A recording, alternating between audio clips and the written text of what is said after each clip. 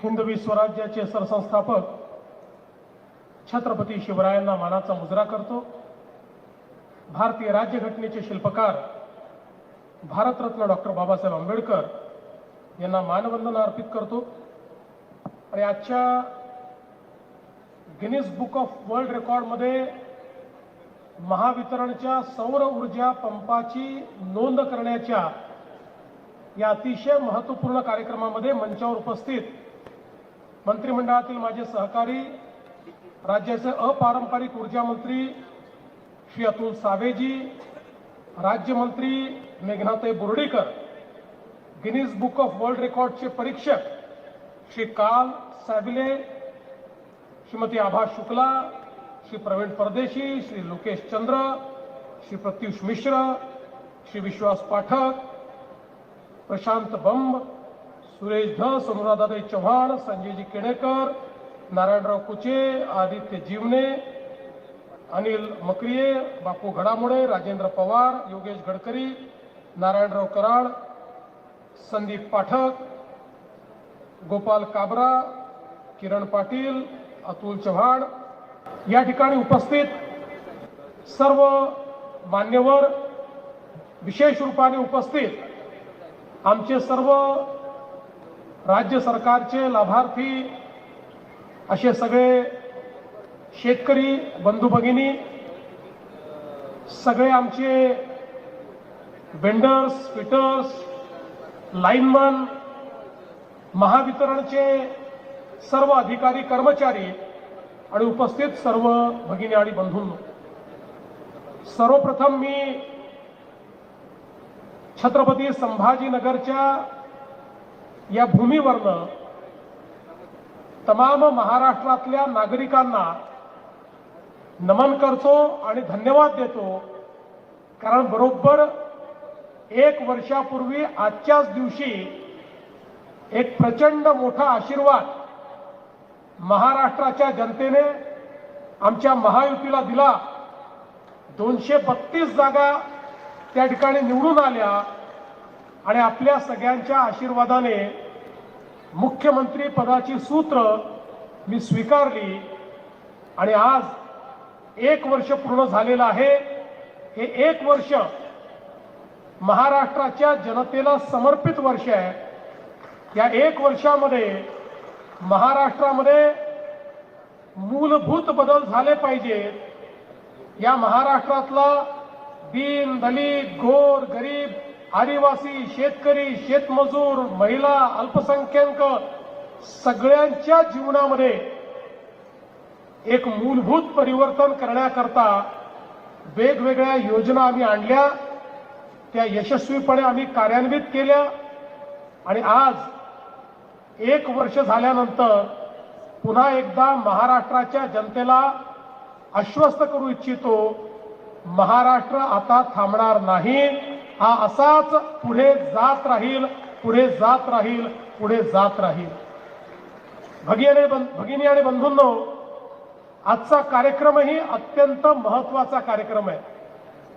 मला आठवतं 2014ला ज्यावेळी महाराष्ट्राचा मुख्यमंत्री झालो आणि 14 ते 19 या कालावधीमध्ये 2 वेळा प्रखर दुष्काळाचा सामना करावा लागला आणि त्यावेळी महाराष्ट्राच्या शेतकऱ्यांच्या ज्या अडचणी आहेत त्या अडचणी समजून घेत असताना एकीकडे पाण्याची अडचण आणि दुसरीकडे विजेची अडचण, या दोन्ही अडचणी अत्यंत प्रमुख असल्याचं आमच्या लक्षात आलं।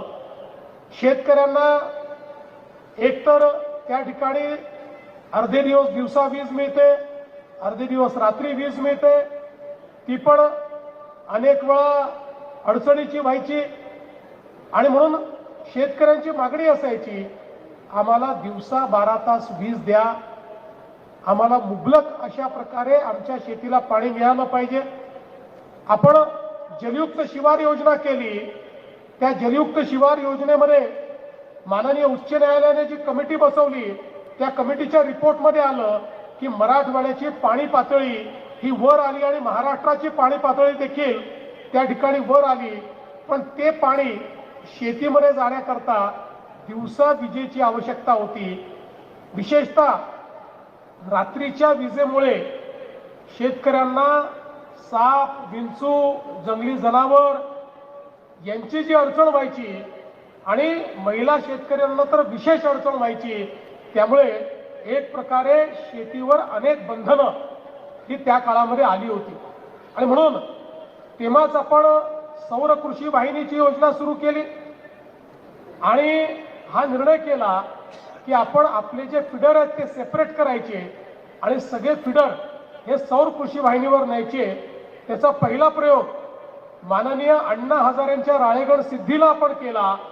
तो प्रयोग यशस्वी झाला. 1000 मेगावॅट आपण त्या काळामध्ये केलं आणि एक प्रूफ ऑफ कॉन्सेप्ट हा आपण तयार केला. सोबतच 1 लाख सौर पंपाची योजना घोषित केली आणि तीही योजना आपण कार्यान्वित करत होतो. दुर्दैवाने मध्यंतरी सरकार नव्हतं, योजना कुठेतरी बंद पडली. पण 2022च्या मध्ये पुन्हा सरकार आलं आणि त्यावेळेस मी हक्काने ऊर्जा विभाग मागून घेतला आणि या ऊर्जा विभागामध्ये आपण एक मोठं ट्रान्सफॉर्मेशन सुरू केलं आणि आपलीच योजना ही सौर कृषी वाहिनीची आणि सौर कृषी पंपाची केंद्र सरकारने एक पत्र सगळ्या राज्यांना पाठवलं की महाराष्ट्राची योजना ही तुमच्याही राज्यात लागू करा. आणि केंद्र सरकारने माननीय मोदी साहेबांनी आपली जी कुसुम योजना आहे त्या योजनेमध्ये याचा समावेश करून कुसुम अंतर्गत सौर कृषी पंप आणि सौर कृषी वाहिनी या दोन्ही योजना त्या ठिकाणी समाविष्ट केल्या. आणि त्यानंतर मात्र महाराष्ट्र थांबलाच नाही. मी आपल्या महावितरणचं आणि आपल्या सगळ्या अधिकारी कर्मचारी आणि आपले सगळे जे वेंडर्स आहेत त्यांचं अभिनंदन करतो की त्यानंतर ज्या वेगानं आपण काम केलेलं आहे. आज बघा देशामध्ये कुसुमच्या अंतर्गत एकूण 9 लाख पंप 9.5 लाख पंप लागले आहेत. त्या 9.5 लाख पंपापैकी 7 लाख पंप एकट्या महाराष्ट्राने लावलेले आहेत.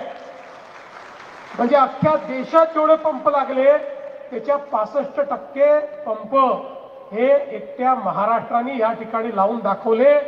आणि सुरुवातीच्या काळात लोक म्हणायचे सौर पंप लावला पाणी येणार नाही, मग त्या ठिकाणी योग्य आमची त्या ठिकाणी फायदा होणार नाही, आमच्या अडचणी तयार होतील. पण हळूहळू जसे पंप लागायला लागले लोकांच्या लक्षात आलं की याच्यामध्ये तर आपला मोठा फायदा आहे. 25 वर्ष विजेचं बिल भरायचं नाही, 365 दिवस दिवसा वीज मिळते. जेव्हा पाणी आवश्यक त्यावेळी पंपाला वीज, अशी अवस्था.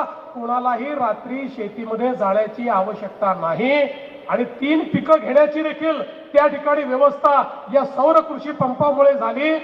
आणि मग एका शेतकऱ्याचं पाऊण दुसरा शेतकरी, दुसऱ्याचं पाऊण तिसरा शेतकरी आणि यातनं एक प्रकारे आज देशामध्ये आपण पहिल्या क्रमांकावर आलो. आणि मग हळूहळू ही जी सगळी इकोसिस्टीम आपल्याकडे तयार झाली त्यातूनच ही आपली क्षमता तयार झाली.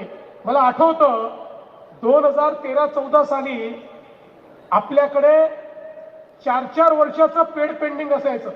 म्हणजे एखाद्या व्यक्तीने पंप मागितला 4 वर्षांनी त्याला पंप मिळायचा. तो चातकासारखी वाट पाहायचा. वर्षाला 12,000, 13,000, 15,000 पंप आम्ही लावायचो. आणि आमच्या विधानसभेत सर्वात जास्त चर्चा कशावर व्हायची तर पेड पेंडिंग कधी पूर्ण होणार. आपण 14 नंतर जवळपास पेड पेंडिंग तर संपवले, पण तरीही दरवर्षी येणारी डिमांड ही आपण संपवू शकत नव्हतो. पण आज अशी स्थिती आहे की दरवर्षी 20-25 हजार पंप लावणारा महाराष्ट्र एका महिन्यामध्ये 45,911 पंप हे या ठिकाणी लावू शकला. आणि Guinness book of world record मध्ये याची नोंद झाली. खऱ्या अर्थानं हे ट्रान्सफॉर्मेशन आपण बघितलं पाहिजे. ज्यावेळी ही योजना मी विधानसभेत घोषित केली मागेल तेरा सौर कृषी पंप, त्यावेळी आमच्या विरोधकांनी थोडं त्याची मजाक उडवण्याचा प्रयत्न केला. एक प्रकारे माझ्यावर थोडी टीका टिप्पणी केली की तुम्ही नुसतं बोलताय, पण आम्ही ते करून दाखवलं. आणि आज बघा परिस्थिती अशी आहे हे जेवढे शेतकऱ्यांनी आमच्याशी इंटरॅक्ट केलं, बाहेरील शेतकऱ्यांची मी इंटरॅक्शन केलं, डिमांड त्यांनी दिल्यापासनं 1 महिन्यामध्ये लोकांचे पंप या ठिकाणी लागायला लागले. हा रेकॉर्ड आपण तयार केला. मागेल त्याला सौर कृषी पंप आज आपण देतो आहोत आणि 1 महिन्यामध्ये 45,911 पंप लावून एक नवीन गिनीज बुकचा रेकॉर्ड आपण तयार केलेला आहे. मी खरोखर या ठिकाणी आमच्या गिनीज बुकचे जे निरीक्षक आलेले आहेत श्री काल, त्यांचे मी फार मनापासून त्यांचे आभार मानतो. थँक्यू मिस्टर काल for nominating us in the Guinness Book of World Record, and I would like to tell you that this record will be broken only and only by Maharashtra. आम्हीच आमचा रेकॉर्ड ब्रेक करून दाखवू आणि त्या दृष्टीनं पुढच्या काळामध्ये हे काम करू. आणि म्हणून आज मी सांगतोय, आता आपण 7.5 लाखावर पोहोचलो.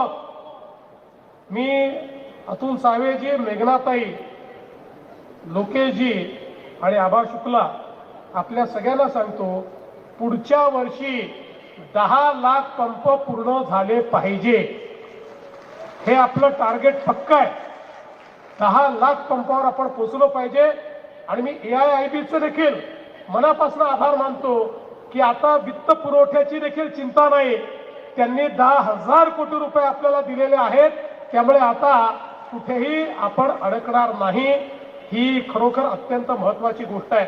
आणि यासोबत हे देखील महत्वाचं आहे की महाराष्ट्र आता पहिलं राज्य होत आहे की ज्या राज्यामध्ये शेतकऱ्यांकरता वेगळी वीज कंपनी तयार करून सगळ्या शेतकऱ्यांना सौर वीज देण्याचा पराक्रम पुढच्या वर्षीच्या शेवटापर्यंत महाराष्ट्र करेल. 3,000 मेगावॅट तयार झाली आहे.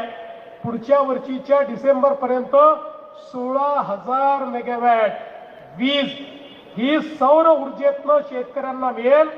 आणि महाराष्ट्राचा अन्नदाता हा पहिला अन्नदाता असा बनेल की जो कुठलंही प्रदूषण न करता त्या ठिकाणी अन्न उत्पादन करतो आहे आणि आपल्या अतिशय चांगल्या पद्धतीनं शेती करतो आहे. आणि म्हणून ही जी काही आपली योजना आहे, एक गोष्ट आपण सगळ्यांनी लक्षात घेतली पाहिजे की याचे किती फायदे आहेत. सौरवर गेल्याने पहिला फायदा शेतकऱ्यांना दिवसा वीज मिळते आहे. दुसरा फायदा शेतकऱ्यांना 25 वर्ष विजेचं बिल भरायचं नाहीये. 5 वर्ष तर आम्हीच गॅरंटी दिली आहे, घेणार नाही. पण 5 वर्षांनी कोण सांगू शकतं. पण ज्यांनी सौर कृषी पंप लावला त्यांना तर 25 वर्ष आता विजेचं बिल भरायचं नाहीये. आणि त्याचा समाजाला फायदा काय आहे, म्हणजे शेतकऱ्याला तर फायदा आहे, पण पर्यावरणाचा फायदा असा आहे की आज ही 16,000 मेगावॅट वीज जी कोळशापासून तयार होत होती, पर्यावरणाची हानी होत होती. रोज CO2चं एमिशन आम्ही करत होतो, रोज आमच्या पर्यावरणाला आम्ही खराब करत होतो. त्या 16,000 मेगावॅट थर्मल पॉवरला आता आम्ही सूर्याच्या आशीर्वादाने या ठिकाणी सौर ऊर्जेमध्ये परिवर्तित केल्यामुळे पर्यावरणाची हानी देखील संपणार आहे. आणि दुसरा फायदा आमच्या महावितरण कंपनीला काय आहे, आमची महावितरण कंपनी 8 रुपयाला ही पॉवर विकत घेत होती. म्हणजे विकत घेऊन ती शेतकऱ्यापर्यंत पोहोचवायला महावितरणला 8 रुपये लागत होते. आणि जेव्हा शेतकऱ्याकडनं आपण बिल घ्यायचो त्यावेळेस आपण ₹1.25 आणि ₹1.5 एवढ्या युनिटचं बिल आकारायचो. म्हणजे आपण विचार केला तर प्रत्येक युनिटच्या मागे महावितरणला जवळपास 6.5 रुपयाचा त्या ठिकाणी लॉस असायचा, जो आपण इंडस्ट्रीकडनं वसूल करायचो आणि राज्याच्या बजेटमधनं द्यायचो. आता जर या विजेचा विचार केला तर ही वीज ॲव्हरेज आपल्याला 3 रुपयांनी पडते आहे. म्हणजे 5 रुपयांनी या विजेची किंमत ऑलरेडी कमी झालेली आहे. म्हणजे आपण जर विचार केला तर जो 5.5 रुपयाची सबसिडी आपल्याला ती पडत होती, आता ती फार कमी त्या ठिकाणी सबसिडी झालेली आहे. ₹1.5 रुपयाचा विचार केला तर ₹1.5 राहिलेली आहे आणि मोफतचा विचार केला तरी ₹3 राहिलेली आहे. याच्यामुळे आपण दुसरं काय केलं तर 2025 ते 2030 आपले विजेचे दर MERCने ठरवून दिले या दरामध्ये पहिल्यांदा महावितरणने पिटिशन दाखल करून दरवर्षी विजेचे भाव कमी करण्याचं ठरवलं. घरगुती विजेचे भाव आणि उद्योगाच्या विजेचे भाव देखील दरवर्षी आम्ही कमी करणार आहोत. गेल्या 20 वर्षामध्ये दरवर्षी 9% वाढणारा विजेचा भाव आता दरवर्षी 3% आम्ही कमी करतो आहोत. म्हणजे हाही एक विक्रम आज आपण या ठिकाणी ऊर्जा क्षेत्रामध्ये करून दाखवलेला आहे. आणि याचं कारण ही जी काही आपली योजना आहे या योजनेमुळे आपण करू शकलो. तिसरा याचा फायदा उद्योगाला काय झाला, 6 कंपन्या ज्या पुरवठादार कंपन्या होत्या आता त्या 6 कंपन्या या लिस्टेड कंपन्या झालेल्या आहेत, त्या मोठ्या कंपन्या झालेल्या आहेत. आणि अनेक वेंडर जे छोटे छोटे वेंडर होते ते आता आमचे रजिस्टर्ड वेंडर होऊन देशभरामध्ये ते काम करतायत. आणि जवळपास या संपूर्ण इकोसिस्टीममुळे 1 लाख लोकांकरता रोजगाराची संधी ही ग्रामीण भागामध्ये या एका कार्यक्रमातनं आपण त्या ठिकाणी तयार केलेली आहे. आणि म्हणूनच हा केवळ एक वर्ल्ड रेकॉर्ड नाही, केवळ एक गिनीज बुक ऑफ वर्ल्ड रेकॉर्डचं एक काम आपण केलेलं नाही, संपूर्ण देशाकरता ऊर्जा क्षेत्राकरता एक नवीन दिशा ही महाराष्ट्राने तयार केली आहे. आणि म्हणून तुमच्या महाराष्ट्राकरता, माझ्या महाराष्ट्राकरता एकदा जोरदार टाळ्या आपण वाजवल्या पाहिजेत, अशा प्रकारची माझी आपल्याला विनंती आहे. बंधू भगिनींनो, याच्यामध्ये मराठवाड्याने लीड घेतली आहे आणि मराठवाड्यामध्ये छत्रपती संभाजीनगरने लीड घेतलेली आहे. एकट्या छत्रपती संभाजीनगरमध्ये 14,000 पेक्षा जास्त शेतकऱ्यांना हे जे कृषी पंप आहेत हे त्या ठिकाणी मिळालेले आहेत. आणि मराठवाड्यातल्या दुष्काळी भागामध्ये आता सर्वाधिक स्वागत या संपूर्ण कृषी पंपांचं होत आहे. आपल्याला कल्पना आहे, मराठवाड्याकरता, विदर्भाकरता आणि सगळ्या आपल्या मागास भागाकरता नानाजी देशमुख कृषी समृद्धी योजना आपण सुरू केली. या योजनेच्या माध्यमातून शेतकऱ्यांना सर्व प्रकारची त्या ठिकाणी मदत आपण करतो. मागेल त्याला शेततळं आपण देतो, शेततळ्याचं आच्छादन आपण देतो, बीबीएफ आपण देतो, वेगवेगळे अवजार आपण देतो, त्या ठिकाणी ड्रीप आपण देतो. या सगळ्या गोष्टी 90% आणि 100% अनुदानावर आज आपण देतो आहोत. शेतकऱ्यांना कुठेही अडचण येऊ नये आणि शेतकरी हा शाश्वत शेती करू शकला पाहिजे, वातावरणाच्या बदलाचा शेतीवर परिणाम होऊ नये, अशा प्रकारची शेतीची व्यवस्था आज आपण या योजनेच्या माध्यमातून तयार केली आहे. त्याच्यासोबत शेतीला मार्केटशी जोडण्याकरता स्मार्ट सारखी योजना, मॅग्नेट सारखी योजना, या योजना आपण तयार करून मोठ्या प्रमाणात आमच्या शेतकऱ्याला शाश्वत भाव मिळाले पाहिजे, अशा प्रकारचा प्रयत्न देखील आज महाराष्ट्राचं सरकार करत आहे. आणि सगळ्यात महत्त्वाचं जर काही असेल तर आपल्याला याची कल्पना आहे की आपण नदी जोडचा कार्यक्रम देखील हातामध्ये घेतलेला आहे. कारण एक स्वप्न 2015-16च्या दुष्काळात मी बघितलं होतं की मराठवाड्याच्या आणि विदर्भाच्या या पिढीने दुष्काळ पाहिला, पुढच्या पिढीला दुष्काळ पाहू द्यायचा नाही, हा आपला निर्णय आहे. आणि म्हणून आपण नदी जोड प्रकल्प हातामध्ये घेतलेला आहे. आणि मला सांगताना आनंद वाटतो की लवकरच आपण या ठिकाणी वाहून जाणारं 53 TMC पाणी जे समुद्रात जात आहे ते आपण मराठवाड्यामध्ये आणणार आहोत.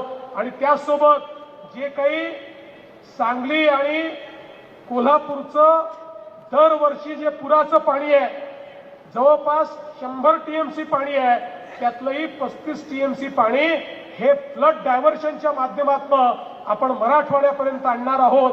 त्यामुळे पुढच्या